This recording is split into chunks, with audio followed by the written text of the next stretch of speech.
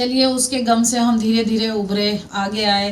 तो 2001 का भूकंप की मैं कहानी सुनाऊं, जो 26 जनवरी को 2001 में गुजरात में जो अर्थक्वेक आया था, जिसने पूरे कच्छ को क्या पूरे गुजरात को हिला के रख दिया था।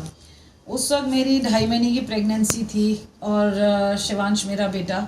उस वक्त की जो हमने डिवास्टेशन देखे, 22 दिन तक हम सड़क पे सोए हैं, ना लाइट, ना फ़ोन और ना खाने पीने का कोई सिस्टम। लोगों ने आपस में ही मिलजुल के जो घर में था बनाया, खाया, जिया, सब रहा। लेकिन उस वक्त जो रेडिएशंस निकलती हैं अर्थक्वेक के दौरान, उसने हर लेडी को इफ़ेक्ट करा।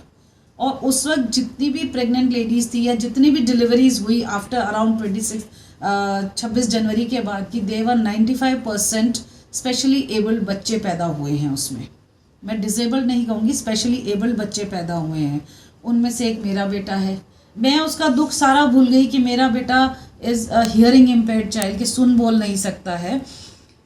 मैंने बहुत देखे हैं बच्चे, पेरेंट्स की कंडीशन देखी है कि कैसे कैसे बच्चों को पाल रहे हैं। मेरा बेटा फिर भी चलता फिरता बोलता करता सारे काम करता, एक सुन बोल ही तो नहीं सकता है।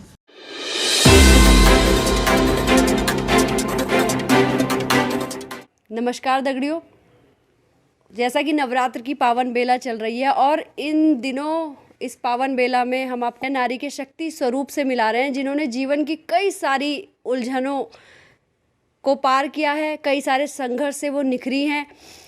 वो एक माता के स्वरूप में भी उन्होंने वो संघर्ष झेले हैं, चाहे डिलीवरी का टाइम हो, एक पत्नी रहते हुए भी उन्होंने इस तरह के संघर्ष झेले हैं।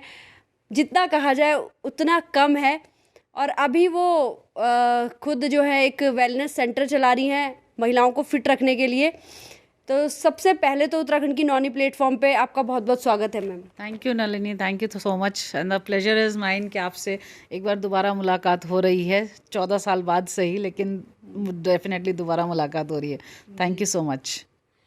तो हम शुरुआत करेंगे सोमालिया से। जब आपके हस्बैंड जो है हाईजैक हो गया था उनका शिप, क्या कुछ था वो प्रकरण में? प्रकरण यही था कि फिर वही है कि डेट और टाइम मुझे बहुत अच्छे से याद रहते हैं कि 15 सितंबर का दिन था और सन 2008 का था, जब कैप्टन गोयल का शिप हाईजैक हो गया था। और ये इन लोग हाईजैक रहे थे 62 डेज़। और उस दौरान जितनी जद्दोजहद रही, चाहे मीडिया के साथ या मिनिस्ट्री में या जो भी था हर लेवल पे, लेकिन उस वक्त मीडिया का बहुत मुझे पॉजिटिव सपोर्ट रहा और इवन मिनिस्ट्री से भी काफ़ी सपोर्ट रहा।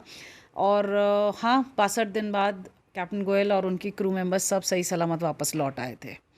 बहुत जद्दोजहद का टाइम रहा, लेकिन जो ऊपर वाला करे सो ठीक है। All is well that ends well. उस समय मीडिया में भी बहुत कुछ हाईलाइट हुआ था, बहुत सारी खबरें हाईलाइट हुई थी। प्लीज़ आप कैमरा एक बार इधर घुमा दीजिए। देखिए काफ़ी कुछ, ये पूरी 2 फाइलें भरी पड़ी हैं और बहुत सारी खबरें जब हाईजैक हुआ था और जब ये घर लौट के आए थे, तो सब कुछ जो है यहाँ पे आपके सामने है कि किस तरह से मीडिया ने इस मामले को हाईलाइट किया था और आखिरकार इनके हस्बैंड घर लौट आए, उनका बहुत ज़्यादा स्वागत हुआ। मैम, इन 62 डेज़ जो है क्या कुछ बीती आप पे, कैसे आपने खुद को और परिवार को संभाला? कहते हैं कि स्त्री जब परीक्षा के उस पे होती है तो उसके अंदर हिम्मत अपने आप आ जाती है, उसे बाहर से कोई हिम्मत की ज़रूरत नहीं होती है। और वही हुआ कि मुसीबत, भगवान ना करे कोई औरत ऐसी किसी मुसीबत में आए किसी दिन, तो हिम्मत, अगर आप हार गए तो आप सब कुछ हार जाएंगे, तो हिम्मत तो आपको रखनी ही पड़ेगी और आपको आगे कार्य करता ही रहना पड़ेगा कि आपको ताकि सफलता मिले। बिल्कुल बिल्कुल। तो ये एक पत्नी के रूप में जो इन्होंने संघर्ष झेला, खुद को और परिवार को संभाला और आखिरकार उनका विश्वास रंग लाया और हस्बैंड जो है वो सही सलामत घर आए। एक माता के रूप में भी उन्होंने बहुत ज़्यादा संघर्ष झेला है। जब गुजरात में अर्थक्वेक आया था, तो हम जानना चाहेंगे मैम उस समय क्या कुछ परिस्थितियाँ घटी थी, क्या कुछ हुआ था? ये फिर वही 26 जनवरी 2001 की बात है, जब गुजरात का भूकंप आया था और पूरे देश में क्या पूरी दुनिया में हाहाकार मच गया था, क्योंकि बहुत उसका एपिसेंटर भुज के पास था और वो करीबन 9 मिनट का था और उसका जो इंटेंसिटी थी वो 8.4 रिक्टर स्केल्स पे थी। मतलब बुरी तरह से पूरी धरती कांप चुकी थी और हर एक चीज़ ख़त्म हो चुकी थी, लिटरली गुजरात पूरा ढह चुका था उस वक्त। जितनी मेरा बेटा 2.5 महीने की मेरी प्रेगनेंसी थी बेटे को लेके, उस वक्त ना हॉस्पिटल्स बचे थे, कुछ नहीं बचा था वहाँ पे। बहुत सारे लोग भी अपनी बिल्डिंग्स में दब के ख़त्म हो गए थे। तो कुछ समझ नहीं आ रहा था कि क्या होगा क्या नहीं होगा।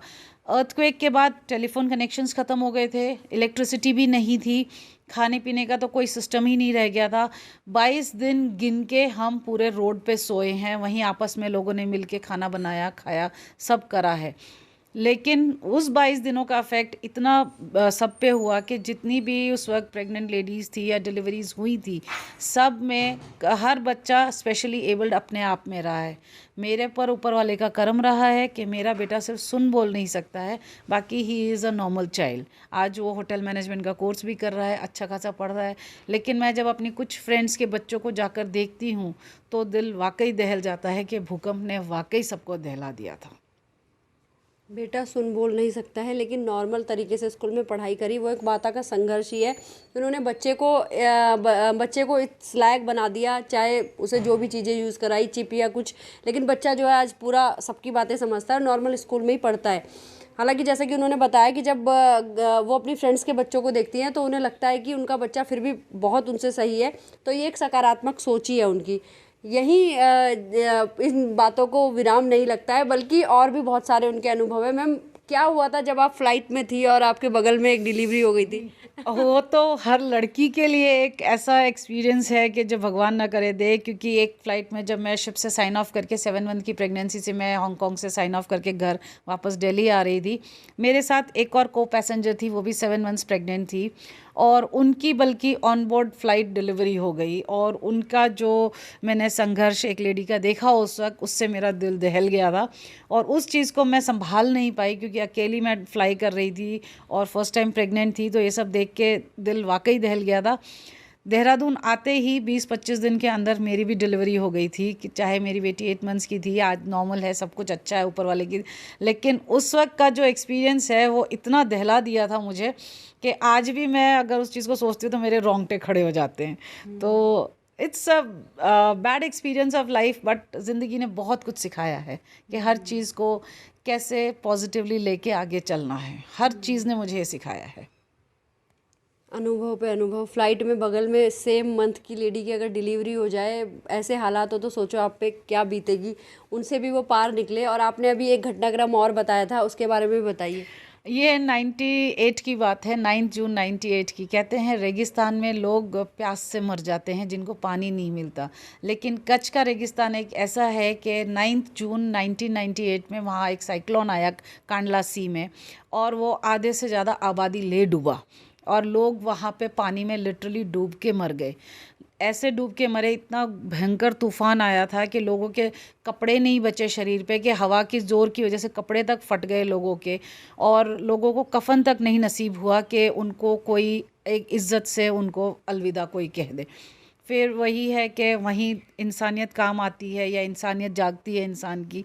और हमने जाके ज़्यादा तो कुछ नहीं कर पाए किसी के लिए, लेकिन हाँ इतना है कि कोशिश करी कि लोगों को कफ़न दे के उनको एक इज़्ज़त से रुखसत करा। उनको हमने कम से कम इतना तो कर ही दिया कि लोगों को कफ़न मिल गया। और जो माहौल था उस वक्त देखना कि बिजलियों के तार पे लोगों की लाश लटकी हुई है, मतलब देख के वो भी आज दिल दहल जाता है कि ऐसा मंज़र था कि मतलब आप सोच नहीं सकते कि ज़िंदगी में ऐसा भी आप कभी देख सकते हैं। और सेम वही है जैसा आपका ये जो साउथ में एक आया था, what do you call is that, sea से जो साइक्लोन उठा था, जो साउथ में हुआ था, जैसे डिवास्टेशन साउथ में हुआ था, something like this had happened here. ये सारे अनुभव इनके हैं। और यही नहीं, ये ऐसी महिलाएं जो अपने ससुर को भी एम्बुलेंस में अंतिम संस्कार के लिए हॉस्पिटल से घर अकेले लेके आई। हाँ मैम, एक बच्चे के लिए बहुत होता है, चाहे पेरेंट्स कितने भी एजेड हों, कि पेरेंट्स को आप नहीं गिव अप कर सकते, लेकिन अपने पेरेंट्स की डेड बॉडी उठाना आसान नहीं होता है। उसी वक्त कैप्टन साहब थोड़े से डिवास्ट हो गए थे, उनसे उन्होंने कहा नहीं मैं नहीं देख पाऊँगा। तो लेकिन अब वो पिता हैं, ससुर हैं हमारे, हमें पूरी उनकी वो करने हैं, हॉस्पिटल से डिस्चार्ज भी कर, लेकिन हाँ हिम्मत करी, ऊपर वाले ने हिम्मत दी, तो हम ससुर साहब को भी घर ले आए, एम्बुलेंस में बैठ के उनकी बॉडी को लेके। ज़िंदगी ने बहुत सिखाया है, इसको सीखा है, बहुत सीखा भी है, और कैसे हर सिचुएशन को हैंडल करना है पॉजिटिवली, वो हमने ज़रूर सीखा है इस चीज़ से। वो पॉजिटिविटी आप में आज भी दिखती है। घर से लेके बाहर तक उन्होंने इतने सारे संघर्ष झेले और आज खुद जो है एक अपना काम कर रही हैं, वेलनेस सेंटर चला रही हैं। अब आते हैं हम मैम के सेंटर पे। मैम, क्या कुछ है आपका वेलनेस सेंटर और क्या क्या सुविधाएं ये प्रोवाइड कराते हैं कस्टमर्स को? पॉजिटिविटी सिर्फ यही रह जाती है कि आप अपने आप को प्रेजेंटेबल रखिए, आप अपने आप को पॉजिटिव रखिए, और आपकी एक एंटरप्रेन्योरशिप दिखती है जब आप अपने आप को प्रेजेंटेबल रखते हैं। और आजकल के ज़माने में उस तरह का कामकाज महिलाओं का रह नहीं गया है कि घर में झाड़ू पोछा कर रही हैं एंड ऑल दैट, लेकिन खान पान तो हमारा उतना तो है ही है, उस वजह से थोड़ा सा ओवरवेट हो जाते हैं। दूसरा, आपको पता है कि लेडीज़ के आफ्टर मैरिज चेंजेस आते हैं बॉडी में, उस वजह से भी बॉडी थोड़ी कई बार हैवी हो जाती है, तो थोड़ी सी प्रेजेंटेबिलिटी अच्छी नहीं लगती है, क्योंकि हमारा एक माइंडसेट बना हुआ है। बिकॉज अ लेडी थोड़ी डार्क कॉम्प्लेक्शन में है या हैवी है, she is beautiful in her own way, लेकिन हम लोगों का एक माइंडसेट है कि एक लेडी का फिगर ऐसा होना चाहिए, प्रेजेंटेबल होना चाहिए। उस वजह से थोड़ा सा ये सब है कि आपको प्रेजेंटेबल बनाने के लिए, थोड़ा सा आपको असिस्ट करने के लिए कि भाई आपको वेट लॉस में कहीं दिक्कत आ रही है, कई लोगों को नॉलेज नहीं होती कि क्या ढंग से कब क्या खाना है, तो उसके थोड़ा सा गाइडेंस देके हम लोगों को वेट लॉस में हेल्प करते हैं। बहुत ही बढ़िया। और जैसा कि आपसे बात भी हो रही थी कि 30-35 साल के बाद कुछ स्किन भी लूज़ हो जाती है, उसके लिए भी कुछ थेरेपीज़? हाँ मैम, पोल्यूशन बहुत है। पहले ज़माने में इतना पोल्यूशन नहीं था तो लेडीज़ को इतना फ़र्क नहीं पड़ता था, लेकिन आजकल पोल्यूशन बहुत है, स्ट्रेस बहुत है, इस वजह से स्किन पे भी बहुत फ़र्क पड़ता है। तो उसमें स्लैकनेस आ जाती है, डिहाइड्रेशन होने लगता है।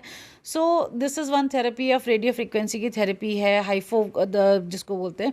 उससे क्या है कि आपकी बॉडी में हम आपको क्रीम से, रेडियो फ्रिक्वेंसी क्रीम्स के थ्रू हम आपको बॉडी को रिप्लेनिश करते हैं, हाइड्रेट करते हैं, जिससे स्किन में थोड़ा ग्लो एंड मॉइस्चर आता है, जो कि बहुत ज़्यादा ज़रूरी है स्किन को प्रॉपर रखने के लिए। उससे लिफ्टिंग भी हो जाती है, सैगिंग ख़त्म हो जाती है स्किन की। तो this is what we do.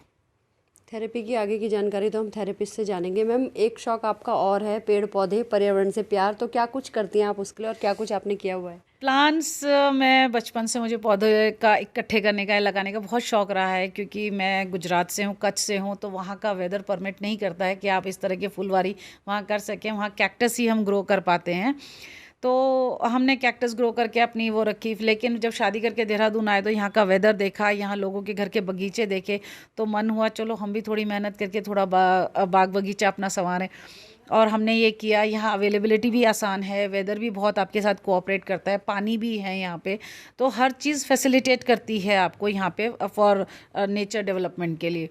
तो ये सोचकर मैंने करा, और इस वक्त करते करते करते आज इस स्थिति पे आ गए कि मेरे बगीचे में 22 तरह के गुलाब हैं, और हर वैरायटी का फूल आपको मिलेगा मेरे बगीचे में। और मेरी कोशिश यही रहती है कि कोई वैरायटी छूट ना जाए जो मेरे बगीचे में ना फूल दे। और हर्ब्स की नर्सरी जो आपने तैयार की? हर्ब्स वो मैंने अपने बेटे के लिए किया था, क्योंकि वो कॉलेज में होटल मैनेजमेंट का कोर्स कर रहा था, तो उसके लिए मुझे हर्ब्स की रिक्वायरमेंट रहती थी, कभी ये चाहिए कभी वो चाहिए, तो मैं छोटे छोटे प्लांट्स लाती थी।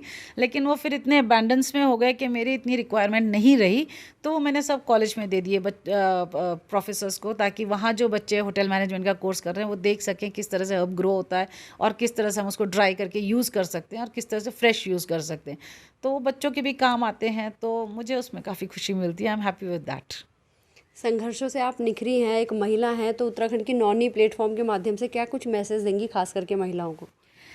देखिए, महिलाओं को भगवान ने बहुत सशक्त बनाया है ना, इसलिए आप अपनी शक्ति को हमेशा जागृत रखिए, पॉजिटिव सोचिए, अच्छा सोचिए, और सबके बारे में सोचिए, सिर्फ अपने बारे में नहीं, सबके बारे में सोचिए। और सबसे पहले अपने बारे में सोचिए कि मैं कैसे स्वस्थ, तंदुरुस्त और अच्छी रहूं। और अपने आप को अच्छा रखने के लिए नेचर के क्लोज रहिए, क्योंकि उत्तराखंड में एटलीस्ट नेचर बहुत इजीली अवेलेबल है, और आप नेचर के करीब रहेंगी, it will be good for you. कहते हैं ना, plant a tree and gate oxygen free. तो इसी तरह के छोटे छोटे पौधे अपने आसपास लगाइए, खुश रहिए, सब आपके साथ चलेगा। स्वस्थ रहिए, सुरक्षित रहिए, उत्तराखंड की नौनी को देखते रहिए। लाइक, सब्सक्राइब, शेयर करना मत भूलिए। उत्तराखंड की नौनी से जुड़ने के लिए मैम आपका बहुत बहुत धन्यवाद। Thank you Nalini, thank you so much for giving me so much of time. Thank you so much. Thank you. तो भाई, नीति की मसाज थेरेपी में मज़ा आ गया, वाह भाई वाह। नीति, कौन कौन सी थेरेपी तुम यहाँ देती हो, और साथ में जो स्टीम हमने लिया उसमें भी हमें बहुत आनंद आया, लग रहा है स्किन को देख के कि कुछ चेंज है। अनीति बताओ कौन कौन सी थेरेपी है सेंटर में देती हो? मैम हमारे यहाँ वेट लॉस की थेरेपी ली जाती है, स्किन टाइटनिंग की, weight loss, tightening, toning, lifting की थेरेपी दी जाती है, आरएफपी दिया जाता है हमारे यहाँ। और वेट लॉस की मसाज के लिए होता है कि मसाज जैसे स्किन लूज़ हो जाती है, टाइटनिंग होती है, तो उसके लिए हमें टाइटनिंग के लिए देनी पड़ती है। और सपोज़ करो कोई वेट लॉस करके आता है मैम, जिम में करता है, उन्हें नहीं बताया जाता कि आपको टाइटनिंग के लिए मसाज रेफ़र होएगी, कि आपको मसाज लेनी ही ज़रूरी है, क्योंकि आपकी टाइटनिंग नहीं आएगी उसके बिना। और उसके लिए भी हमारे पास होता है कि और रिजल्ट भी आए हैं हमारे पास, कि ऐसी बात है रिजल्ट नहीं आए, रिजल्ट भी है हमारे पास कि हमारे पास टाइटनिंग हुई है। और वेट लॉस का भी पैकेज है हमारे यहाँ, अलग अलग पैकेज है हमारे यहाँ वेट लॉस के। अच्छा, अभी जो मतलब मैंने ये तो नॉर्मल पेन का था जो अभी हमने लिया है जी मैम, जी मैम, है ना। और उसके बाद जो स्टीम ली जाती है उसके क्या क्या फ़ायदे होते हैं? स्किन से आपके ओपन पोर्ट्स खुलते हैं मैम, जो होते हैं आपके ये, और रिलीफ मिलता है आपको, रिलैक्स मिलता है बॉडी को। जैसे बॉडी थक जाती है पूरे दिन भर, तो उससे रिलीफ मिल जाता है आपको। ठीक है, तो आपके क्या क्या पैकेजेस हैं अगर किसी को वेट लॉस करना है और या फिर अपनी जो स्किन टाइटनिंग का लेना है आपसे पैकेज, तो क्या है? मैम हमारे 5 किलो का पैकेज, बस 5 किलो में हमारे अभी ऑफ़र चल रहा है, 7 किलो मिल रहा है, 5,000 में 7 किलो हमारा पैकेज मिल रहा है अभी ऑफ़र में। और एक आरएफ थेरेपी है जो स्किन 30 साल के बाद उम्र में लगती है कि हमारे को ज़रूरत है उसकी, कि स्किन लूज़ हो जाती है हमारी, जैसे आजकल की लेडीज़ की होती है कि स्किन अपनी शरीर पे ध्यान नहीं दे पाती है, स्किन लूज़ हो गई है, टाइटनिंग की, टोनिंग की ज़रूरत पड़ती है फेस पे भी। क्या नाम है आपका? मेरा नाम संध्या जोशी है। संध्या जी, इस सेंटर में आने के बाद आपको खुद में क्या कुछ चेंजेस नजर आए? मुझ में बहुत चेंजेस आए। पहले मैं बेबी होने के बाद काफ़ी फैटी हो गई थी, तो फिर मुझे ये सेंटर का पता चला, तो I just join this centre and I am coming from the last so many years. और बहुत वेट रिड्यूस किया और मैं स्मार्ट भी हो गई हूँ, फेस पे भी ग्लो आया, काफ़ी फर्क पड़ा।